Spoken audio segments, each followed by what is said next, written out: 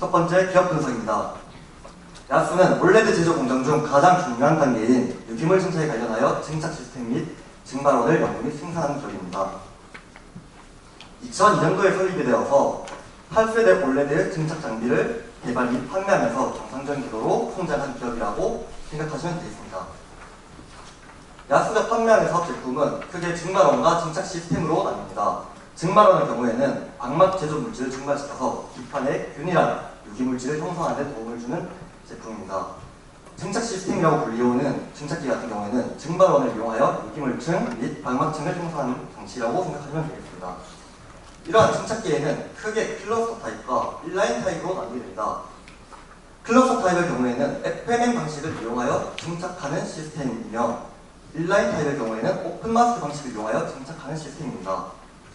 특히 클러스터 타입의 경우에는 높은 정밀도가 구현이 가능하지만은 마스크 처짐으로 인해서 대면적 시에는 어느 정도 한계가 존재하는 그러한 증착기라고 보시면 되겠습니다. 인라인 타입의 경우에는 공정 난이도가 FMM 방식에 비해 낮고 생산성이 좋지만은 정밀도가 떨어진다는 단점이 있습니다.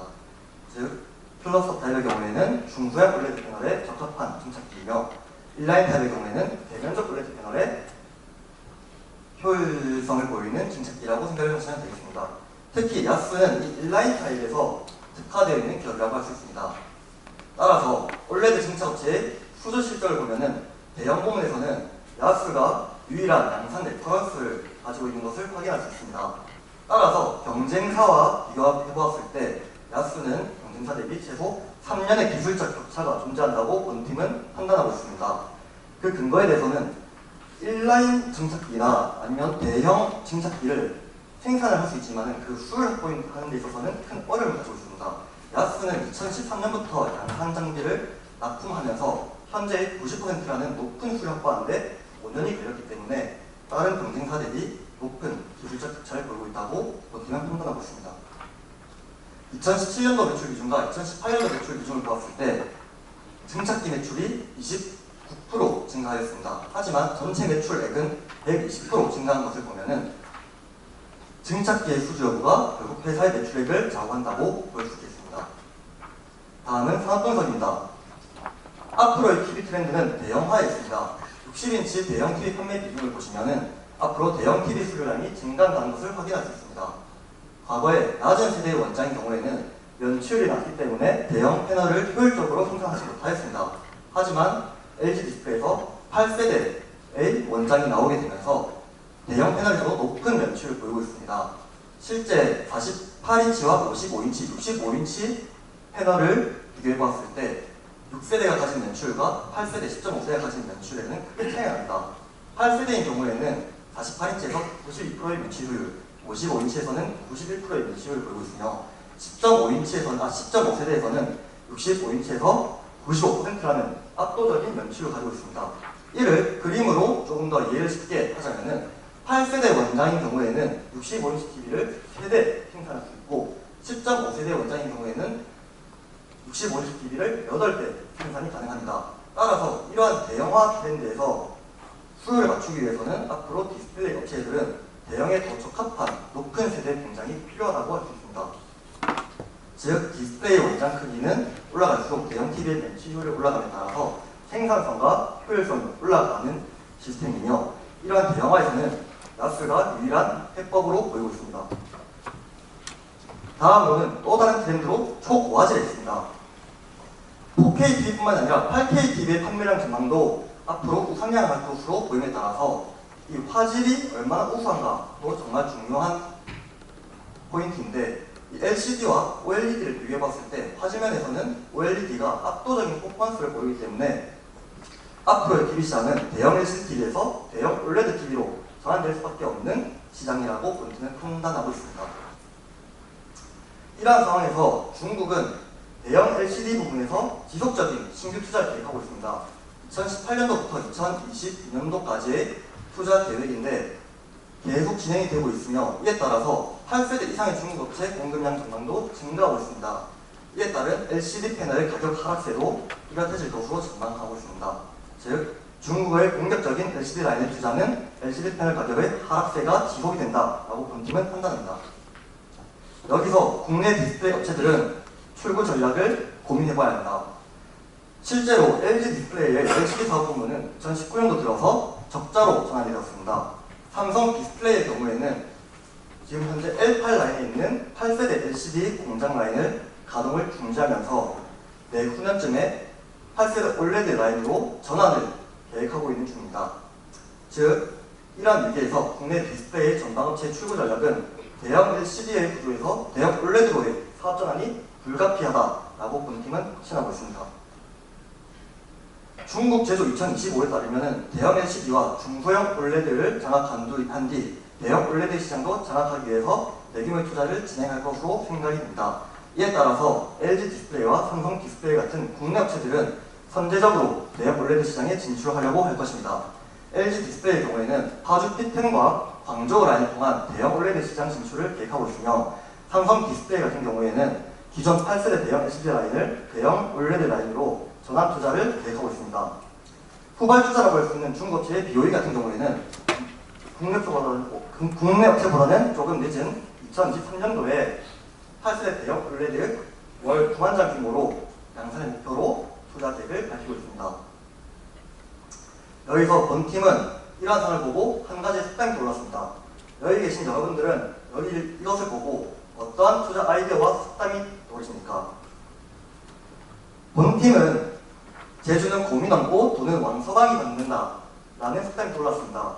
과거 미국에서 골드러시가 있었을 때 실제로 돈을 많이 번 업체들은 건강회사보다는 청바지회사와 복갱회사가 돈을 많이 벌었다고 합니다. 즉 이러한 대형 OLED 시장에 진출할 수밖에 없는 산업구조는 즉 패널 업체가 열심히 뛰고 결국 돈은 야스가 다른다라고 본팀은 생각하고 있습니다. 글로벌 펜업차의 대규모 대형 OLED 투자 계획은 즉 야스의 대규모 수주 공시와 동일하다고 본팀은 생각하고 있습니다. 다음으로 투자 포인트입니다. 현재 야스가 2021년까지 발주하게 될 가능성이 있는 그 수주 규모를 봤을 때 수주액은 총 1조 원 이상이 될 것으로 판단하고 있습니다. LG 디스플레이의 파주 피텐 공장에서 올해 12월 달에 10.5세대가 한 기 발주할 것으로 예상하고 있습니다. 추후에 21년도 혹은 22년도에 추가적인 10.5세대가 한 기 더 추가적으로 발주가 될 것이며 광저우 공장에서는 페이스 1, 페이스 2 투자가 마무리되고 페이스 3에서 내년 신규 투자로 8세대가 한 개 더 발주가 될 것입니다. 또한 기존의 8세대 LCD 라인을 LED 라인으로 전환 투자하기 위해서 PA 공장에서 전환 투자로 8세대 진짜기 한 대가 더 발주할 것으로 예상됩니다. LG 이외에는 BOE가 23년을 양산 목표라고 있기 때문에 장비업체인 야스는 21년도에 8세대 3기의 증착기가 발주할 것으로 예상되며 수주액은 약 9천억 정도로 예상하는 바입니다. 증발하는 경우에는 증착기가 납품됨에 따라 똑같이 증발도 한 개 라인이 따라가는 시스템이며 추가적으로 야스의 경우에는 LG와 BOE를 고리서로 확보한 만큼 6세대 OLED 신규 라인 투자에도 야스의 증발원이 포함이 될 것입니다. 따라서 야스의 증발원 수주도 총 1,600억 원, 그래서 1조 500억 원 이상의 수주액이 발생될 것으로 생각하고 있습니다. 이를 연도별로 나눠서 계산을 해보면 2019년도에는 1,751억 원, 2020년도에는 2,880억 원, 2021년도에는 6,160억이라는 놀라운 수주 증가액을 보이고 있습니다. 이는 결국 해를 거듭할수록 야스의 수주액은 대형 OLED TV 투자에 대한 수혜를 그대로 적용받을 것이라고 본팀은 전망하고 있기 때문입니다. 특히 BOE의 투자가 2021년에 진행될 시 야스는 폭발적인 수주가 기대가 됩니다. 다음으로는 리스크입니다. OLED 유기물층 공정 변천사를 보시면 중소형 방식에서는 클러스터 방식이 주로 이용되었고 대형에서는 인라인 방식이 이용되고 있습니다. 하지만은 공정수 절감을 통한 투자 비용 감소와 기판 터짐 이슈 해소를 이용해 대면적 기판 공정에 유리한 잉크젯 프린팅 기술이 개발이 된다면 그 전에 쓰였던 클러스터 방식과 인라인 방식을 대체할 수 있다는 리스크가 존재합니다. 하지만은 지금의 잉크젯은 국내 업계에서는 양산까지 5년에서 7년 정도는 걸릴 것이라고 판단하고 있으며 야스 또한 잉크젯 프린팅 R&D 제품을 LG 디스플레이에 납품하면서 현재 함께 연구 개발을 하고 있는 중입니다. 또한 잉크젯 프린팅이 도입이 되어도 일부 무기물 증정이나 이런 부분들에 대해서는 증착기가 필요하기 때문에 일부 대응이 가능한 것으로 판단됩니다. 특히 야스가 가진 가장 큰 경제적 혜자는 연구 인력으로부터 나온다고 생각합니다. 야스의 대표 정강호 대표는 연세대학교 교수 출신으로 연세대학교 물리학과 박사 진들과 2002년도에 이 회사를 설립하였습니다. 전체 임직원 중 R&D 인력만 25%를 차지하면서 핵심 인력은 회사 설립기부터 함께해온 창립 멤버인 만큼 그동안 쌓인 노하우와 빅데이터들을 생각해본다면 충분히 잉크젯 프린팅 기술에서도 대응이 가능할 것이라고 본팀은 판단하는 바입니다. 두 번째로는 LG 디스플레이의 투자 계획입니다. 현재 LG 디스플레이는 영업이익이 올해 적자로 전환됨에 따라 올해 계획하고 있는 8조 원의 투자가 그 변경이 될 수 있는 가능성이 존재한다고 판단하였습니다. 그렇다면 후방업체인 야스의 경우에는 리스크로 작용될 수밖에 없는데 본팀이 조사한 바로는 2019년에 LG 디스플레이는 외부 자금 조달을 7조 2천억 원을 하였습니다. 그리고 이베타의 경우도 약 3조 원 정도의 규모를 보이는 것을 본다면 2019년 8조 원 투자 계획은 무리 없이 진행될 것으로 보이고 있으며 2분기 LG 디스플레이의 컨콜을 바탕으로 보았을 때 내년부터는 4조 원의 캐파 투자를 계획하고 있기 때문에 앞으로의 투자도 크게 무리 없이 진행될 것으로 본팀은 판단하고 있습니다. 다음으로는 밸류에이션입니다. 야스가 장비주이기 때문에 본팀은 이 장비주에 대해서 기업 가치를 어떻게 산정해야 되나 정말 많은 고민을 하였습니다. 우선은 수주액의 핵심이 되기 때문에 야스가 발주받게 될 수요를 파악을 하고 그 장비당 판매 단가를 합리적으로 추론하였습니다. 위의 과정을 토대로 야스에게 발생된 수주액을 본팀은 매출액으로 가정하여서 순이익을 산출하여 기업의 가치를 산정하였습니다. 2020년과 2021년도에 야스가 발주받게 될 증착기 같은 경우에는 LG 강조 패스에서 1개 라인, LG 파주 PS에서 전환 투자 1개 라인, BOE에서 3개 라인이 21년도에 수주가 나올 것으로 전망하는 바이며 증발원 같은 경우에는 9개의 라인이 2021년까지 수주받을 것으로 예상이 되고 있습니다.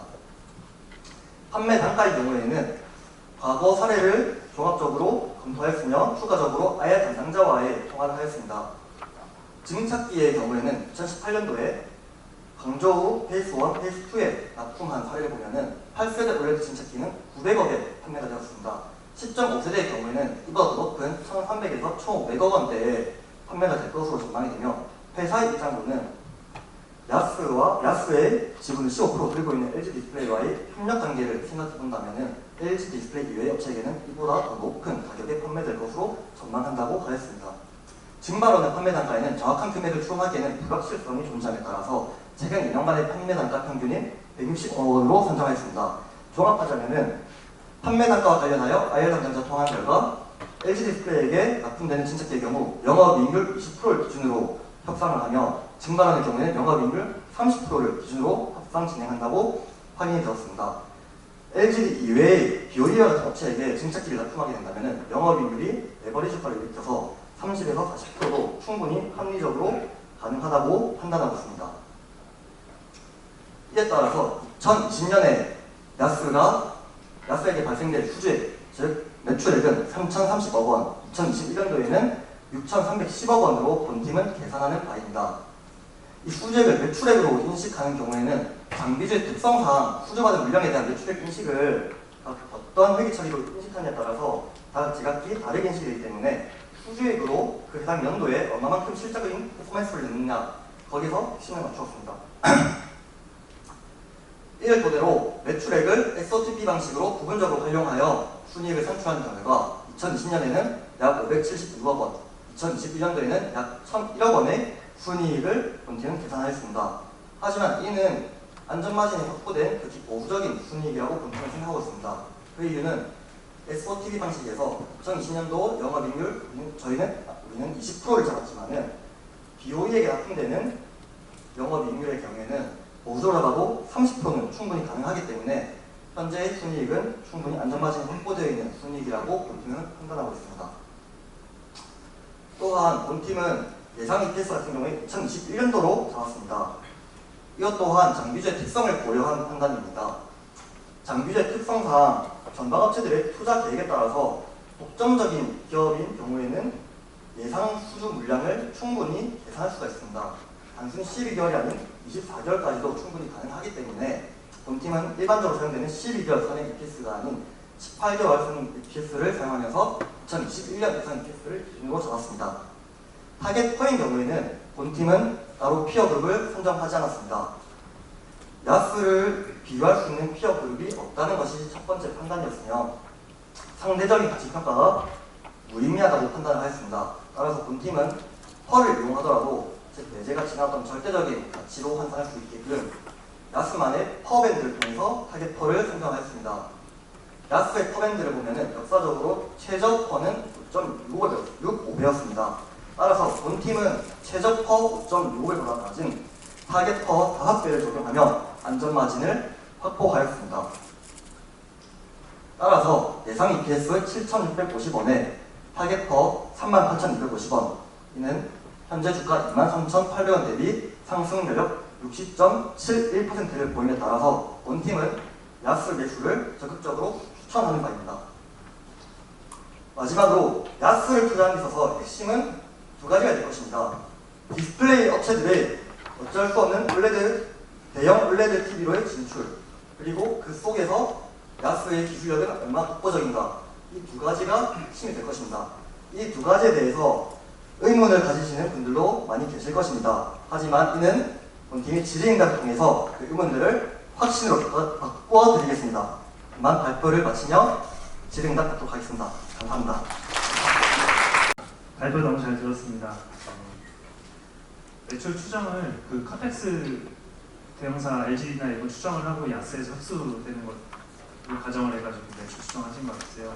경쟁 일단은 먼저 말씀드릴 거는 이 대상 기업들이 이 대회 대상 기업들이 너무 많아가지고 일단 이 기업은 심사위원들보다 지금 발표하시는 분들이 더 기업에 대한 이해도가 높을 거예요. 그래서 저희는 최대한 논리성이라든가 그 근거에 대한 질문을 드리고, 그리고 또 이 산업에 대한 재반 지식이 없이 드리는 질문일 수도 있으니까요. 되게 자신 있게 답변했으면 좋겠고요.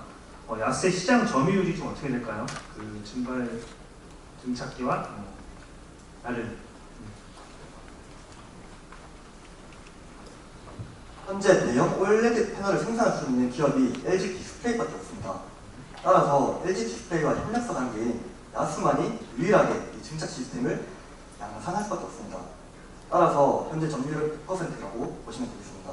향후 경쟁사가 있긴 하지만은 이 티안 토끼사 같은 경우에는 6세대, 그러니까 중소형 OLED 패널을 그 증착기를 생산을 할 수는 있습니다. 하지만은 이 대형 쪽에서 진출하는 데 굉장히 어려움을 겪고 있으며, 만약에 이 증착기를 개발 완료를 한다고 하더라도 문제는 수율이 관건입니다. 이 수율이 40%에서 50%까지 초기는 안 나오기 때문에 야스가 보유한 증착기와 증발원의 수율은 현재 90%로 하일 담당자와 통화한 결과 확인되었습니다. 따라서 기술 주동차가 다른 기업들과 대결했을 때 엄청나다는 사실이 이제 라고 할 수 있습니다. 그리고 중국에서 이제 OLED 투자를 하게 될 때 그 중형에서 대형으로 좀 급격하게 넘어갈 수 있는 여지는 없을까요? 그렇게 순차적으로 이렇게 시간을 가지고 그 이동을 좀 하게 되나요? 제조 스타일 자체가요? 팀원들과 상의로 답변드리겠습니다.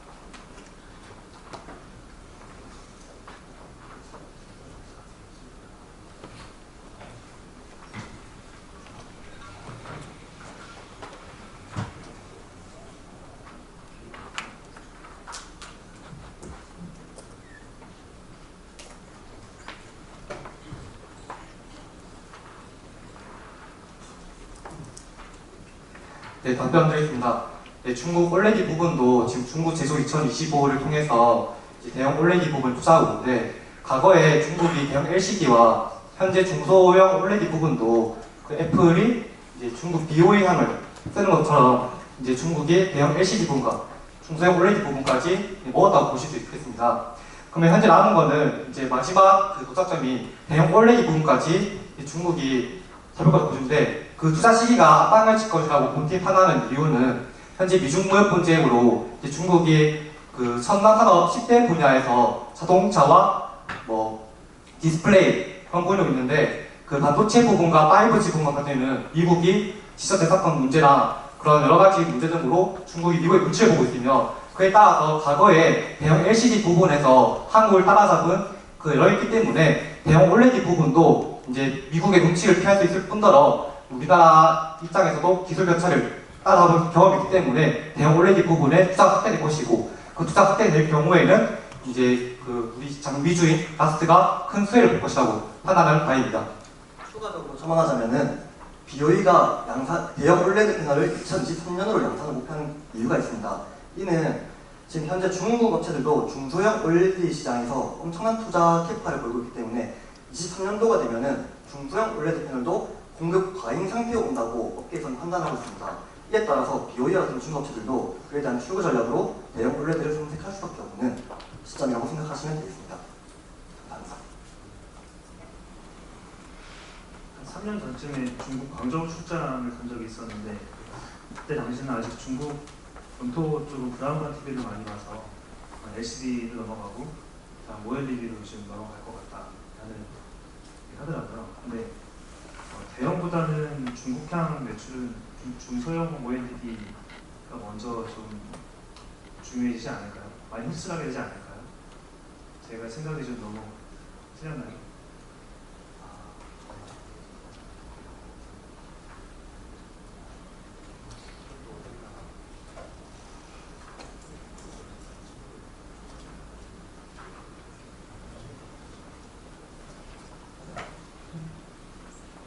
그 대형 같은 경우도 중소형 같은 경우 이제 판매 단가가 낮아서 보통 선호한 경우가 많은데 이 면치율에 따른 이제 대형 TV도 판매 단가 하락이 되기 때문에 대형 TV도 이제 중국에서도 선호할 거라고 본 팀은 판단하고 있습니다.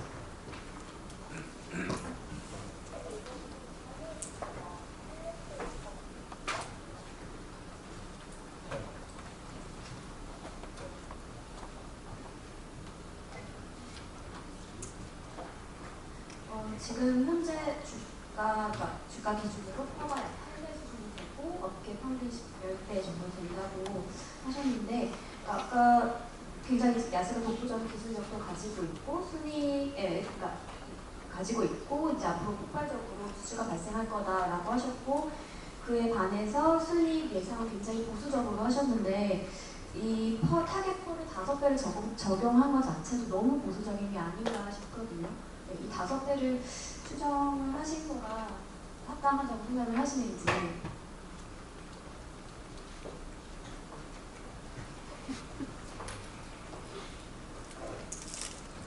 사실 여기 이 친구가 공대생이 나와서 이제 기술적 분과 이 친구가 있고 재무적인 부분은 제가 담당했기 때문에 이 부분은 제가 제 답변을 드리겠습니다.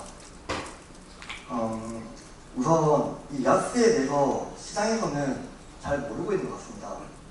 이 기술력 분에서 잉크젯 프린팅과 정말 IR 담당자 각종 업체들과 다 통화를 해봤습니다. 그리고 언론 기사들도 몇 개는 잘못된 것도 확인하였습니다. 그걸 봤을 때 야스는 정말 폭발적인 수주액이 기대가 되고 있습니다. 정말 수주액도 지금 이것도 보수적으로 잡은 것인데 이것을 타겟프라도 낮추지 않으면은 어떤 몇백 %의 상승 전략을 과연 이 투자자들이 좀 받아들일 수 있을까 여기에 대한 두려움이 있었습니다. 그래서 본팀은 차라리 극도로 안전마진을 확보해왔다는 것을 강조하기 위해서 타겟퍼와 어떤 각종 다른 데이터에 대해서도 보수적으로 접근을 하였습니다. 네, 저도 질문 하나 드릴게요. 일단 아까 전에 저는 사실 뭐 이게 큰 리스크 포인트라고 생각은 안 했는데 리스크 포인트 중에 LG 디스플레이 투자자로 어떻게 뭐 가능하느냐 이거를 보여주셨어요. 약간 PD에는 안 나왔지만 여기 상세 자료에는 이제 그 상세 브레이크다운에서 나와 있는데 2019년 10월에 저희 전화한테 10월 10천 원 그리고 올해 똑같이 10월 달에 전화한테 8천 원 그거 같은 걸 제가 알고 있거든요. 하다 등수학은 처음 7달러로 했다가 정점 공시해가지고 인증해가지고 8천 원 하는 걸 알고 있는데 이게 좀 데이터 때 시중성이라고 할까요? 이게 조금 그냥 캐릭션이 되는 그런 의미 있는 상태에서 얘기를 보다 보니까 사실 이제 그리고 가장 중요한 부분 중 하나인 수출장 부분을 이제 각 언론 자료와 홍보를 바탕으로 해서 본인이 추천하겠다라고 좀 사실 이제 출처라든지 어디에서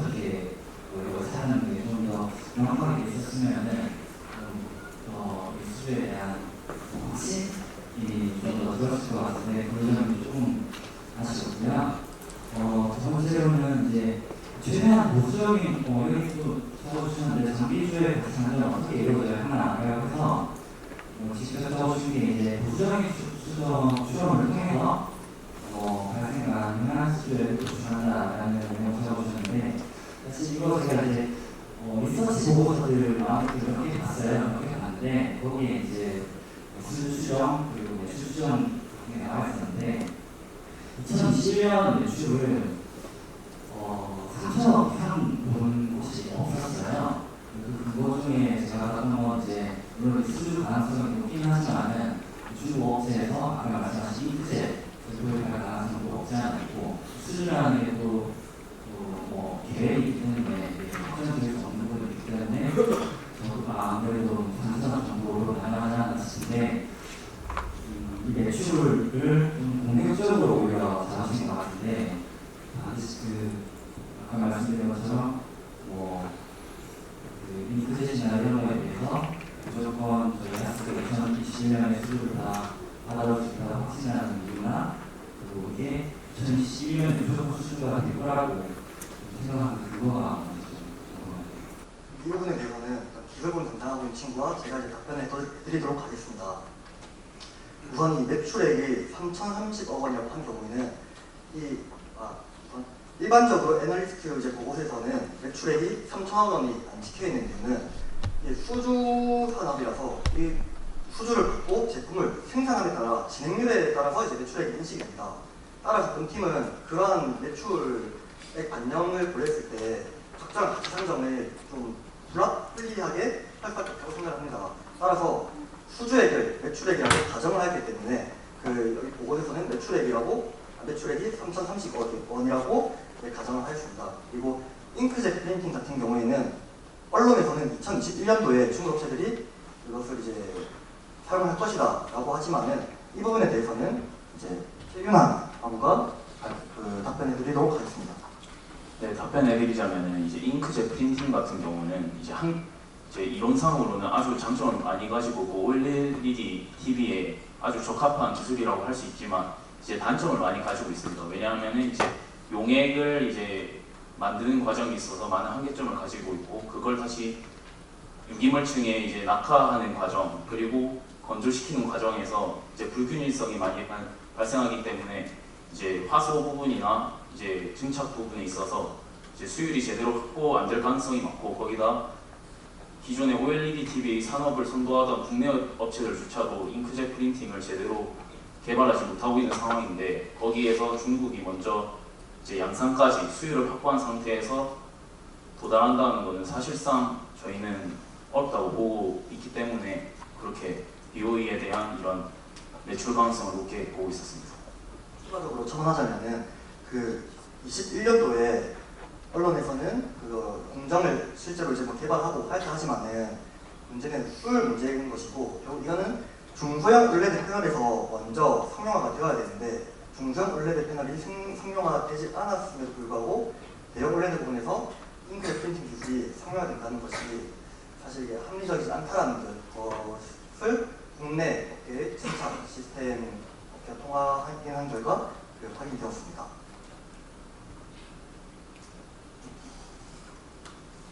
발표 잘 들었습니다. 네게티브의 지금 업사이드 포텐셜이 가장 높은데 59%를 이제 업사이드 포텐셜 그러니까 상승 연료로 이제 계산했었으니까 그러면 그 반대로 말하면 이제 그만큼 디스카운트 요인이 지금 현재는 많이 되어 있다. 그냥 아까 말했던 사람들이 잘 모른다. 그런 거 말고 좀 또 이제 명확한 이유가 디스카운트 지금 되고 있는 그런 이유가 있을까요? 사실은 잉크젯 프린팅 기술에 대한 어떤 두려움이 존재하는 것도 분명하고 수주 산업이기 때문에 아무래도 이렇게 좀 사이클 산업이라는 시크릿 산업이라는 인식이 강한 것 같습니다. 본 팀은 투자 계획에 따라서 여기 이제 발주를 디스플레이 전방 업계들이 디스플레이 패널 양산하기 위해서는 2년 전에는 발주를 해야 됩니다. 따라서 본 팀은 이 2년 전방 업체들의 투자 계획에 따라서 2년 뒤까지의 매출이나 수주 계획을 고려를 하고 있는데 아무래도 업계에서는 어떤 애널리스트들이나 이제 어떤 책임자 있는 위치에 있는 사람들은 이 계획이 조금이라도 변동이 되면은 신뢰도에 성장이 되기 때문에 현재 있는 보고들이나 어떤 업계의 입장들은 굉장히 저희보다도 더 보수적인 입장에서 전망치를 내놓지 않나라고 생각합니다. 이것이 장기주의 또 특성이라고 생각합니다. 하지만 이 특성을 제대로 이해하고 그 편견과 어떤 정보 이런 것들을 확실하게 알고 있다면은 이 야스라는 투자를 하였을 때 얼마나 큰 수익을 안겨줄 수 있을지 정말 기대하고 있는 중 하나입니다.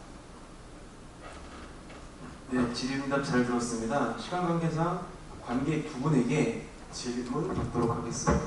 혹시 야스팀에 궁금하신 점 있으신 분 손 들어주시기 바랍니다.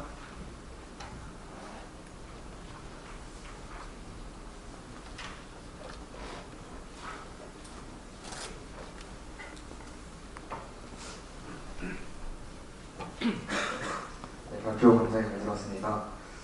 그 매출액 추정하실 때, 수주액 추정하실 때 이제 2021년까지 총 약 1조 원 정도 수주를 예상하셨는데요. 잠깐 사업 보고서를 보니까 이제 캐파가 8세대 기준으로 지금 팹3에서 생산 능력 가능한 증착기가 한 대인 걸로 알고 있거든요. 맞나요? 네, 그리고 이제 추가로 증축을 해서 팹4에서 내년부터 10.5세대 연 1개 생산 맞나요? 그럼 연 최대 현재부터 하나고 내년부터는 연 2개까지 이제 증착기가 수주가 가능할 텐데 2021년까지 4개라고 이렇게 수주 예상을 하셨어요. 이게 수치상으로 좀 맞는 얘기인지.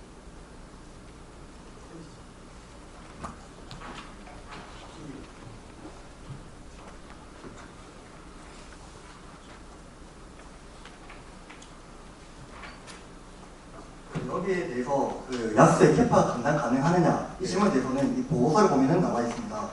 그 투자 포인트 부분에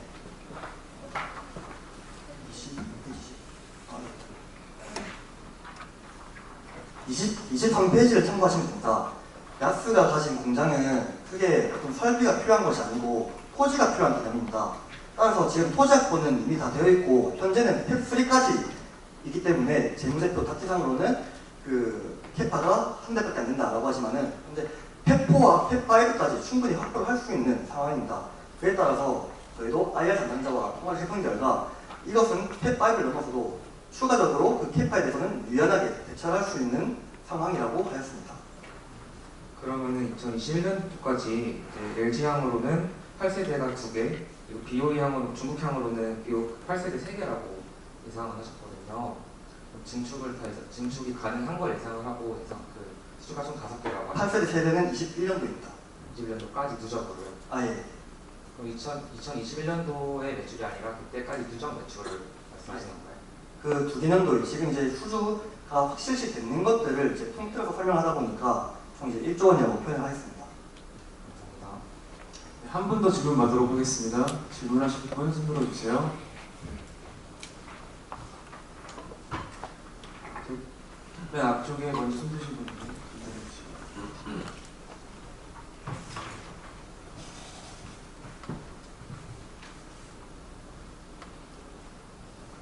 네, 안녕하세요. 네, 발표 잘 들었고요.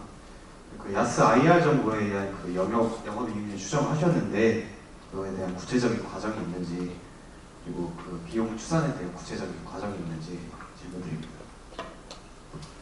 네, 사실은 이 부분에 대해서 구체적인 비용 추산을 보고서와 PPT 자료에는 넣게 되지 못했습니다. 하지만 통화를 하고 저희가 실적치와 어떤 2018년도, 17년도에 나온 영업이익률을 기준으로 보았을 때 이 증착기가 영업이익률 20%, 증가를 경우 영업이익률 30%가 나왔을 때 해당하는 영업이익률과 순이익률을 보이고 있습니다. 그에 따라서 저희는 IR 담당자가 이야기했던 그 사실에 대해서 확신을 가졌으며 IR 담당자는 다 했던 이야기를 정확하게 이야기를 하자면은 이 제품 판매 단가와 어떤 인력비와 이런 거를 그 계산을 할 때 자기네들도 그 영업이익률을 보존받을 수밖에 없는 이유는 다시 설명을 드리자면은 그 LG 디스플레이에게 지분 투자를 받으면서 계약한 게 있습니다. 8세대 장비를 LG 디스플레이에 납품한 뒤 2년 뒤에 다른 기업에 납품할 수 있습니다. 10.5세대의 증착기의 경우에도 LG 디스플레이에 납품을 하고 2년 뒤에 다른 기업에게 납품을 할 수 있습니다. 이러한 계약 조건이 있는데 여기서 이제 야스가 또 얻을 수 있는 것은 안정적인 영업이익의 확보입니다. 그에 따라서 보통 가격 산정을 할 때 영업이익률 20%, 그리고 증발하는 영업이익률 30% 이런 식을 보존해 줄 수밖에 없는 구조라고 이해하시면 되겠습니다. 네, 발표 잘 들었습니다. 시간 관계상 여기까지 하도록 하겠습니다. 야스를 분석한 동아대학교 AFPT 동아리 뿌리 깊은 나무팀에게 다시 한번 큰 박수 부탁드립니다.